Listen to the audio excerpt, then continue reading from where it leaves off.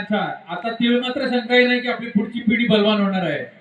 आणि आजच आपल्या महिला मंडळाच्या हळदी कुंकूच्या कार्यक्रमात महिलांनी सशक्त व्हावं त्यासाठी व्यायाम हा खूप गरजेचा आहे. आणि आज मुलांनी आपल्या ते प्रत्यक्षात उतरून आणलंय.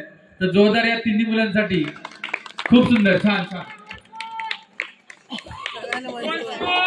पुढचा परफॉर्मन्स घेऊन येणार आहे तन्वी.